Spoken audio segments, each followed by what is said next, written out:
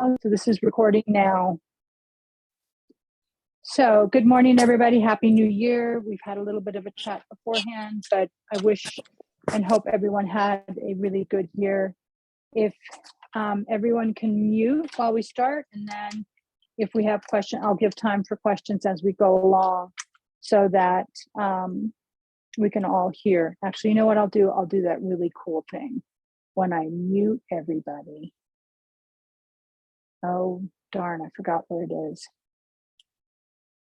I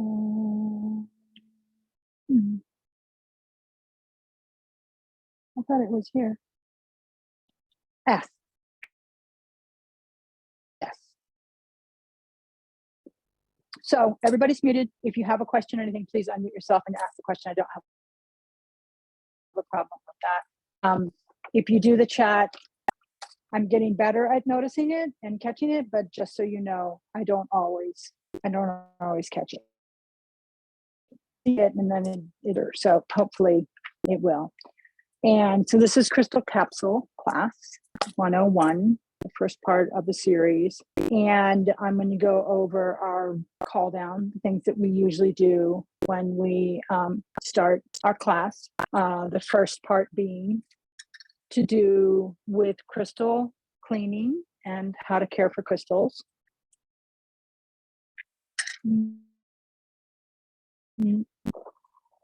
Okay, so if you've been in this class before, you know this probably by heart if you've been in more than two, but water and salt are, I don't use them personally. You have to be really careful. Anything that's got iron in it and hair in my mouth. And water just can disintegrate certain kinds of crystals. So for me, I don't want to memorize which ones do and which ones don't. I just don't use salt or water. That is truly up to an individual. I do know that if you put selenite in water, it rusts. I know this because I had some on a windowsill. I watered a plant, it overwatered, and the next day I went to get my selenite, and it was no longer a nice long stick. It was all like this, and it was literally falling apart. So I speak from experience about be careful with water.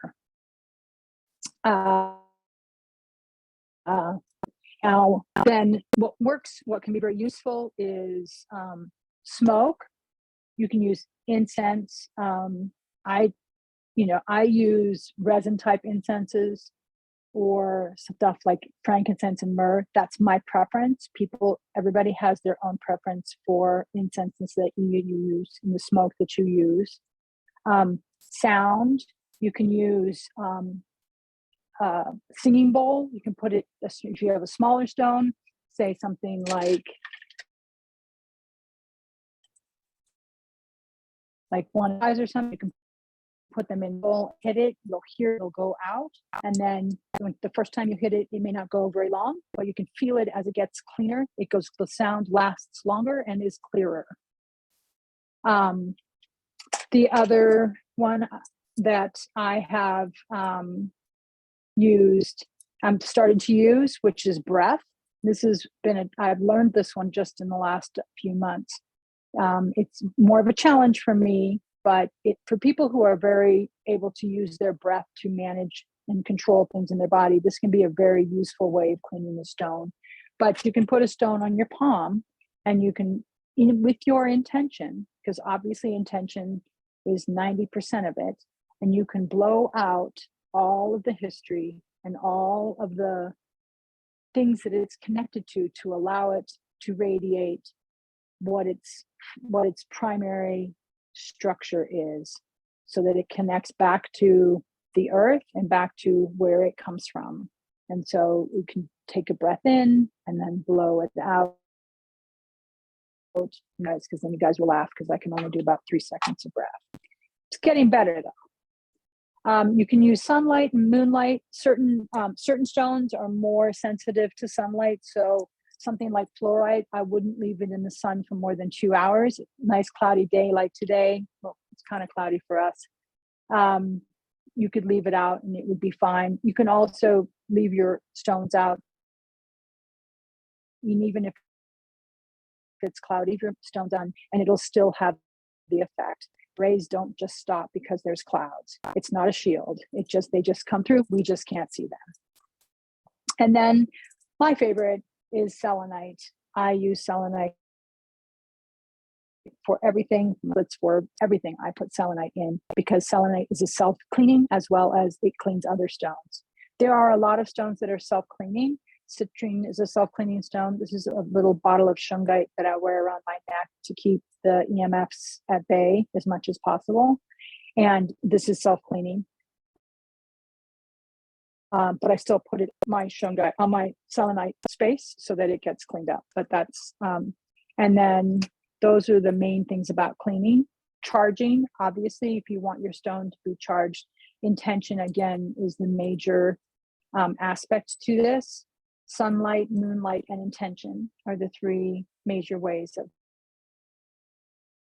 of putting intention into a stone, or starting to program a stone. You take a stone, open up your palm energy center. We talked about clapping, about building it, about rubbing it so that it kind of starts to get a feeling for it between it. Feel, get to a point, when you practice it, you can do it with your mind. You can say, oh, that open. You can put a stone in that, and then you can hold it and then put it, whatever you need from that stone. Then you put that into that stone, and that stone will be able to carry it, help radiate it to you or to whatever. If you're giving it to someone, or if you're going to be working on someone, it'll help be able to do that. So that's the programming. Obviously, I just mentioned charging your hands. It's really important to, as you go along in the journey, to be able to charge your hands and open your hands so that you can get a good feel for them. And first of all, you can something's genuine or if it's dyed. And I'm finding more and more fake stones on the market in the last year, which I find to be very surprising, because many times it's just as cheap to mine the stones as it is to make the stones. So I'm not sure what that is, but also using for energy, you can use your hands. And so if today we're going to be talking about the energy center. There's a blockage there. You can use your hands to feel it if it feels dense. Obviously, they are wheels that come in, and they're on both sides of the head. That one looks better. Both sides of the head. And so then that energy, if you're going to use a stone on it, for example, one of the stones we'll be talking about today is charite. And I will spell all the stones today because I was told that I need to spell the stones out. I'll spell it when I get to it. But you can put the stone on your forehead, lay back, and you can then connect to the stone. Obviously, you want the stone to be clean, and you want to be open to the frequency of the stone. So that's call down. That's what we go over regularly. And today, we're going to be working on the third eye energy center, also known as chakra. I do call it energy center. It is between the blue energy center, which goes up to about here, and then it goes up to the crown. Like all energy centers, it's not fixed. It's not a fixed energy center. It doesn't start right here and end right here. It blends into it, and then it blends into the next one. And so there's stones that are listed, sort of eye light. We spoke about eye light last week. And it also has a tie to the third eye. So don't forget that they have this sort of a range that they connect to. The third eye is, the phrase that goes with it is I see, which makes sense. It is to do with connection to spirituality, to wisdom, to the higher realms. And you start to see the bigger picture in terms of moving from Am I worthy to the larger picture, like that heart pivot, which we've spoken about before, being the pivot between the base part and then the more higher energy centers. So this is the pivot of the higher energy centers before we get to crown. It is to do with openness and spiritual communication. I think one of the words that really highlights it for me is insight, because you are able to take what you've learned and see how sort of insights, being able to see inside oneself and then be able to start to pick up on what's needed outside of oneself. So it is to do with that sort of consciousness, but a higher consciousness as opposed to a consciousness that my knee is pinching, because that's one level of consciousness. Another level of consciousness is being able to see that Andrea's word was belief, that you were able to see belief in action, or be able to feel belief in action, or those qualities that are more encompassing. Yes, compassion is to do with the heart, but it's also to do with the third eye, because it allows for openness to be there. It's to do with spiritual communication and connection. And it's the start of being able to see, being able to be aware of the psychic abilities, the clairs, and I'm not going to go through them because I always mess them up. But this is where the clairs start: clairvoyance, clairsentience. Yeah, so all the clairs that are to do with all of our senses, this is where they really kick into gear. And so this is something that you're working on. If you're working on your intuition, if you're working on your clairvoyance, then this would be where you would focus if you're meditating, or if you're doing specific work, that you would then focus on your third eye to be able to start to build on that. Now, when it's out of balance, you can feel it when it's out of balance because you feel a lack of direction in life,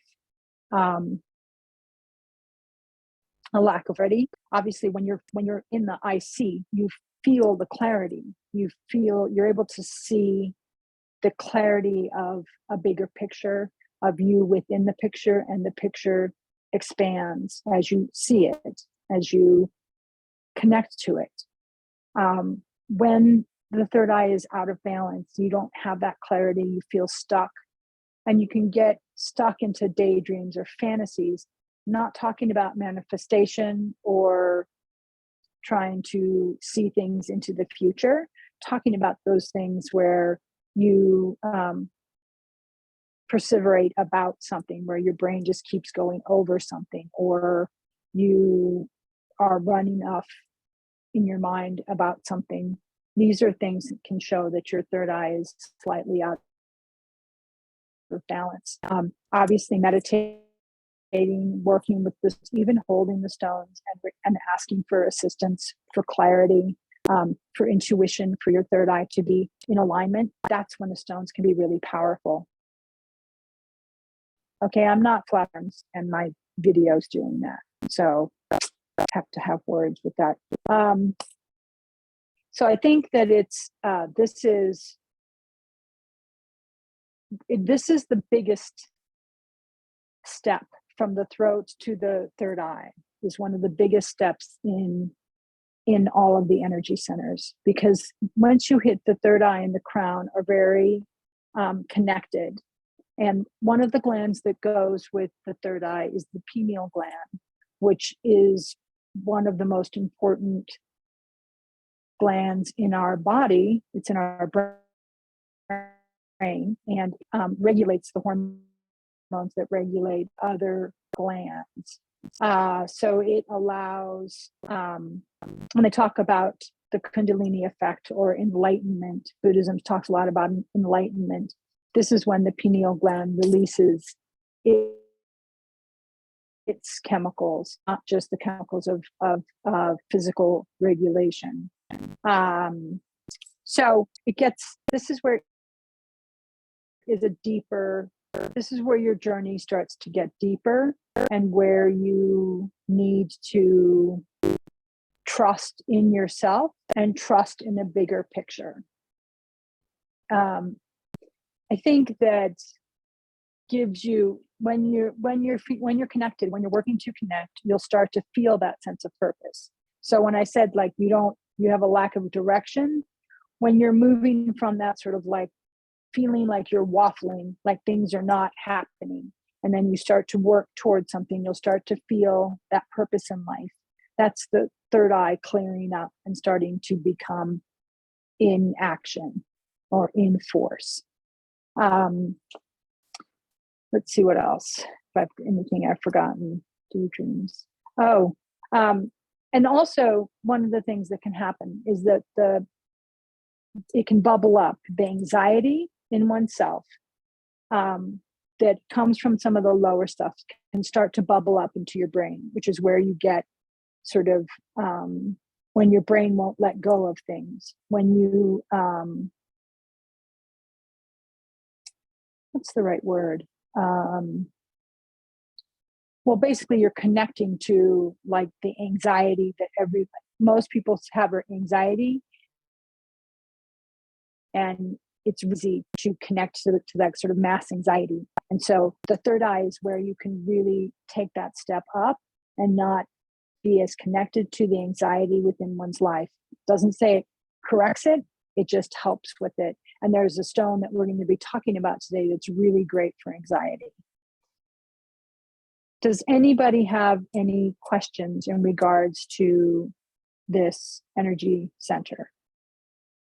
Because I've been plowing along pretty fast. So does anybody have any questions? Oh, moving on. So today we're going to talk about 3 different stones. We're going to talk about lipidite. We're going to talk about charoite, and we're going to talk about labradorite. Labradorite is a stone that connects to all of the energy centers, but it is specifically really useful for the third eye. So I decided to use that. I was going to do another one, but I decided to use these 3 today. We'll start with lipidite. How you spell it is Lepidite.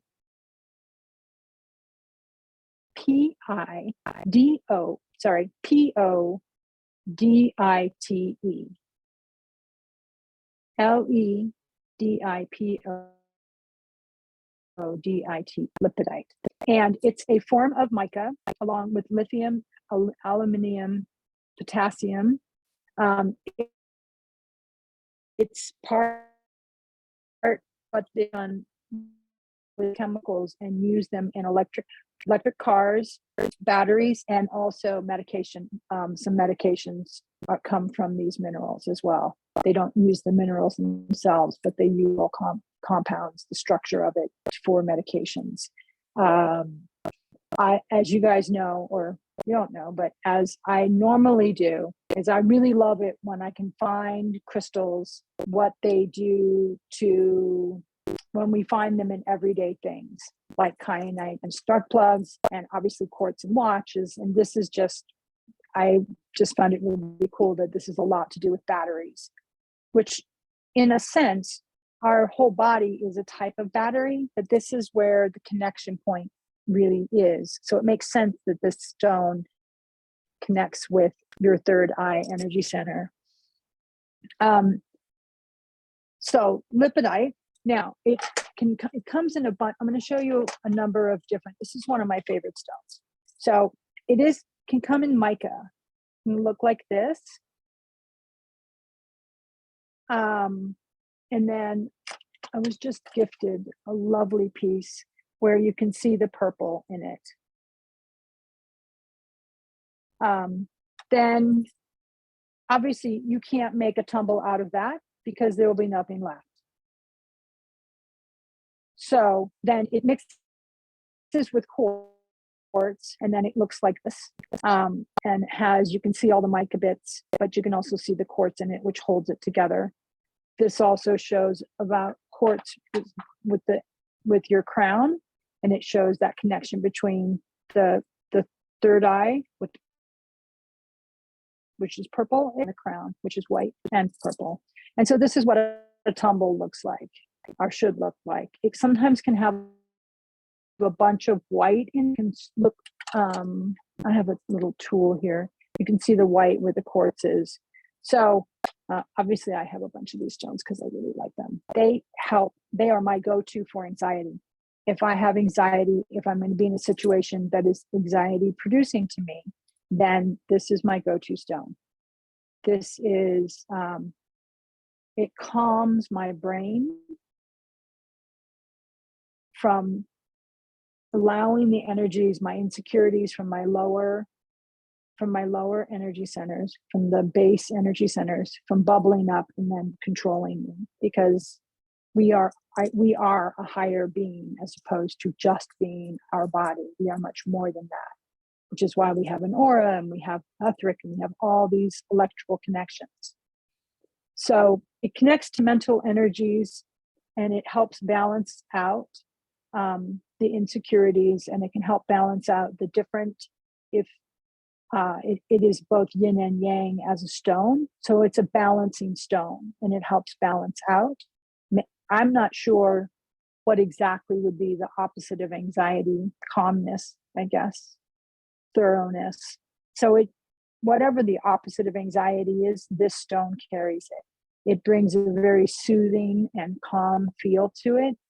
It is a great stone to keep from, if you suffer from racing brains, like your brain just starts racing thoughts and you can't get it under control, this is a great stone for that. It reminds us that we have to start somewhere, and we can start on the outside and work our way in.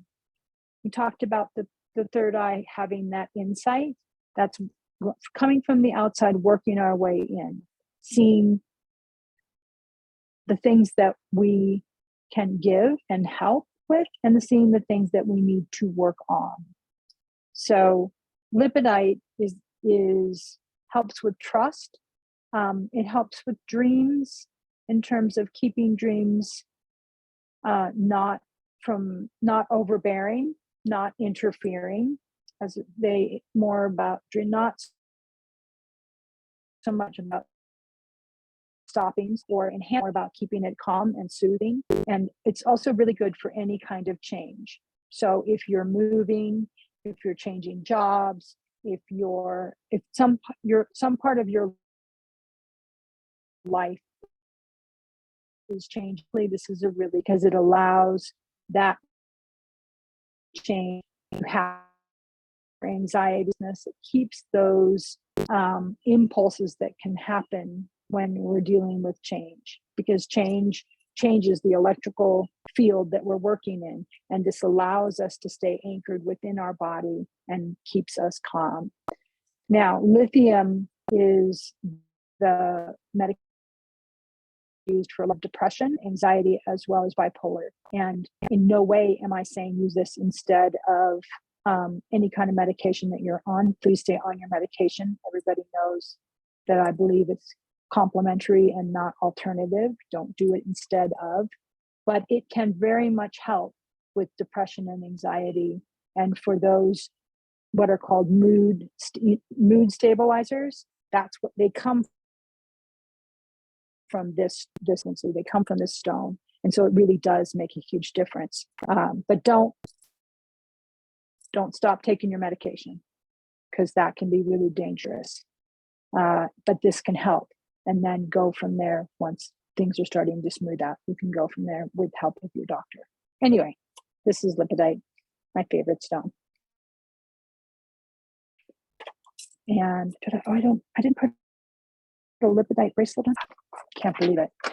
So now the next stone we're going to look at is charoite, and it's charoite, charoite. And it's also called the lilac stone. A lot of stones have a trade name, I believe it's called, and somebody says this is called the lilac stone, and it's called the lilac stone when I pull out some of these. These are more, these are not, the charoite's not as commonly found, and it tends to be quite a bit more expensive than a lot of crystals that you'll find, just so that you're aware of that. If you're looking, if something's super cheap, then it may not be what you think it is, but they do run a bit more pricey. Here's what it looks like.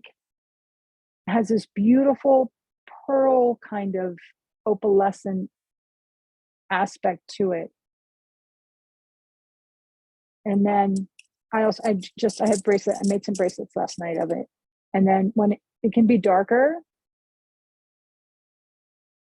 and it can also be quite light. I don't know if you guys can see the opalescent in it, but it's really beautiful. It's a fairly light feeling stone. You pick up and it feels like you're picking up a lump of something really heavy. You pick this up, it's not as heavy. It's a lighter stone. And it is what's called a multi-dimensional stone. It's able to connect to lots of different dimensions at the same time. It is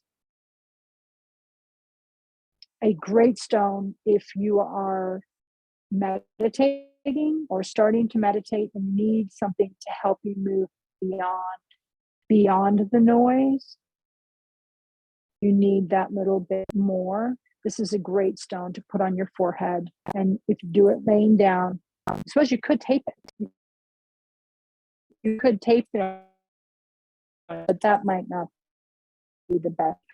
You allow it to connect to your frequency inside, and it will allow for so much to open up. It is there's an element of that goes with this stone, so it is protective at a psychic and at a electrical higher level. So if you ever feel that you that things aren't right, I don't want to say under attack, because that's actually very rare, but if you feel that things aren't right and you need that bit of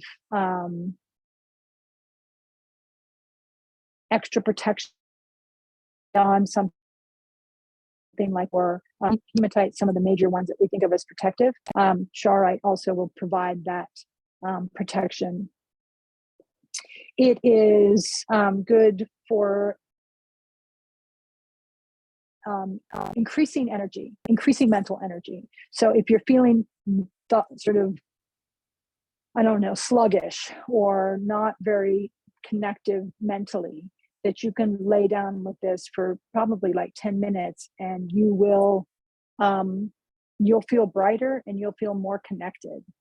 It also is another one that helps with clairvoyance, clairsentience, audience, I think, so that you can pick up higher things that are going on at a higher realm than just the news or I'm hungry. Rather than that, it's going to pick up things on the higher realm.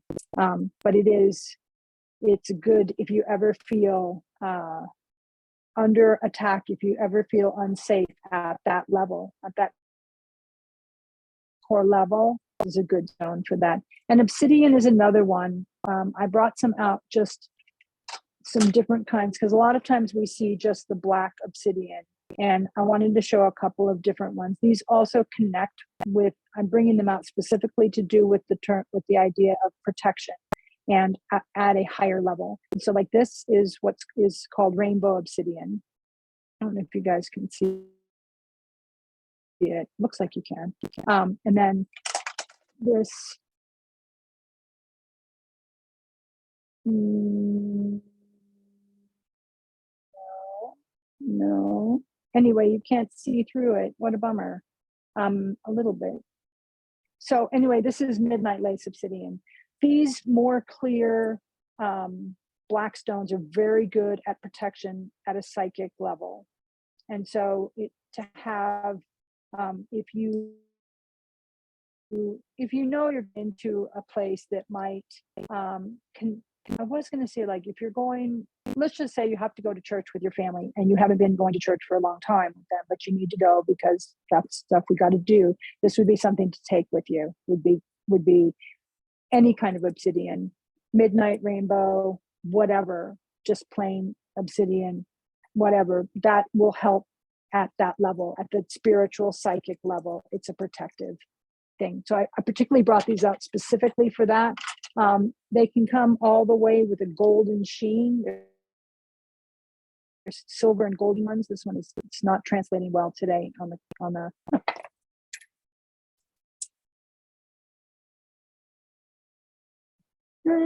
not really. So I just wanted to bring that up about the protection at that level, because that's something that we think about protection. I am very cautious and I shield myself and I wear my bracelets, and these are ways that I protect myself every day. I wear my shungite to keep me from too much electromagnetic frequencies, big power lines, stuff like that. Those are all things that can be, as you become more sensitive and as you continue to grow and try to grow your sensitivity to things, you will pick up on. All of a sudden you'll feel kind of weird and you'll look around and there's those big power lines that go into the city. You can feel them. So this is tourmaline, obsidian, hematite, shungite, they're all great for that. But if you're talking more about a mental and spiritual protection, then obsidian really is a very conducive stone for that. So there's the extra stone that I didn't plan on talking about. So now we're going to go on to, this is a really popular stone. And I'm going to be honest, it's a stone that I have struggled with. When you struggle with a stone, it's one of two reasons. You don't need it yet, or you might need it. You might need to address some things that it's connected to. And so when I was looking this morning for stones and what I was going to work on, I realized that now I'm at a stage where I need to work with labradorite. Now, labradorite is spelled LABRADORITE.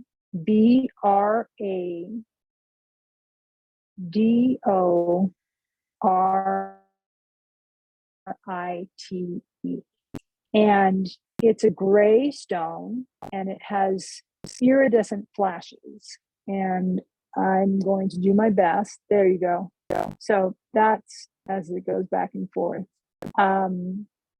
That's a beautiful big labby. Here's another one, labradorite. Oh, cool. The flash is really going. That's awesome.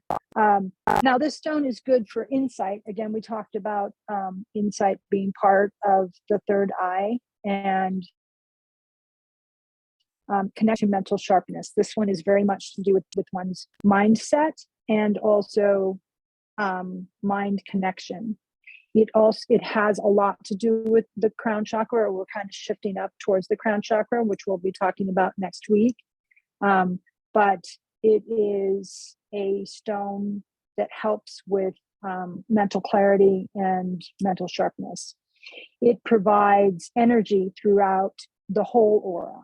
So if you are feeling, it's one of these stones where you have something like you're feeling sluggish, and so you pull out some carnelian or you pull out some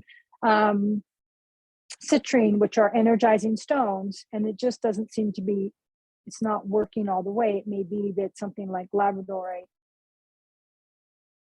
or the labradorite could also be a stone that can help energize your electrical system, your aura, and all around that's in it. It allows a person to see the bigger picture. Again, all these stones, I'm sure you've noticed, have very similar frequencies and similar definitions. As you know, oh, I didn't even say my perfume thing. Damn. I'll tell you that at the end.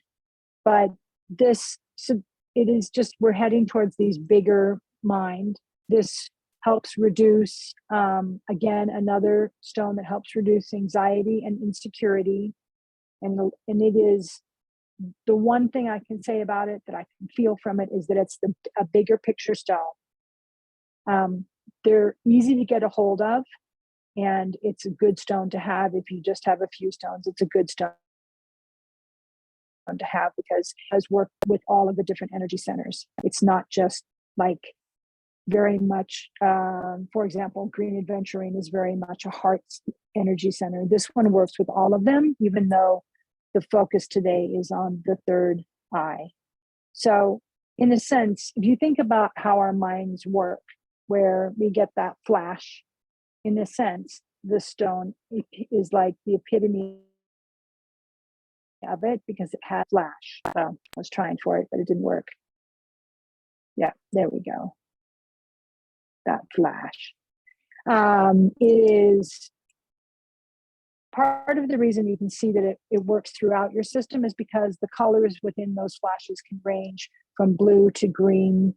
There's golden, there's yellow, there's flashes of red. This one here has a lot of blue. It's not working now. Let's see. This one has green.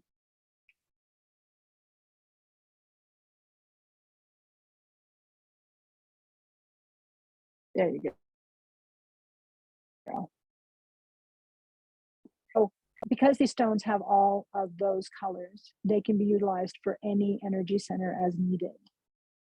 It is moving towards a higher connection, moving towards the visibility of being able to, and providing the tools to be able to work on insight.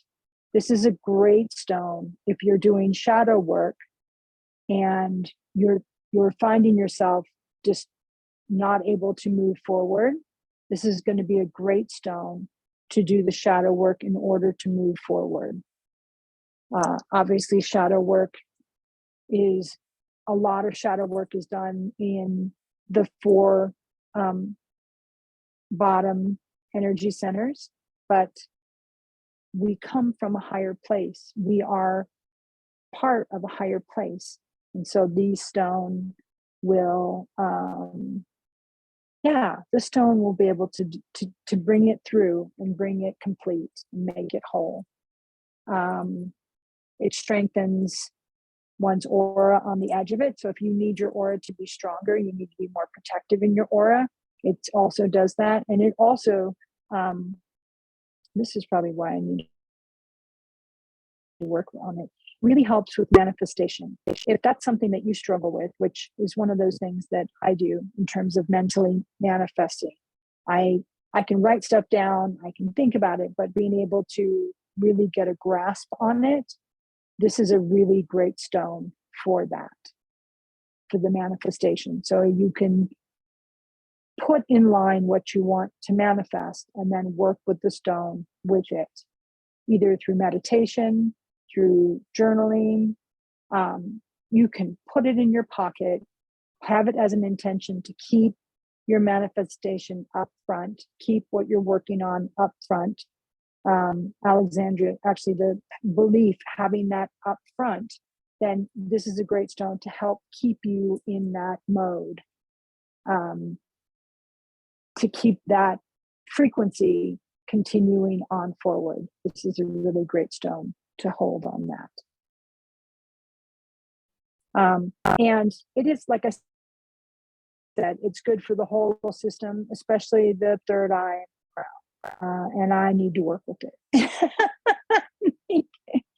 And I didn't realize how much I needed to work with it until today, which is good, because that's the great thing about crystals is you grow, and as you grow, you hit different levels of what they are able to help with.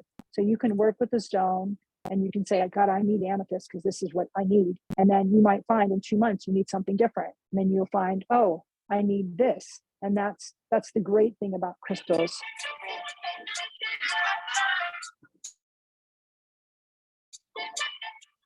Sorry, guys. And yeah, so that's labradorite. Now, does anybody have any questions? I kind of plowed through that today.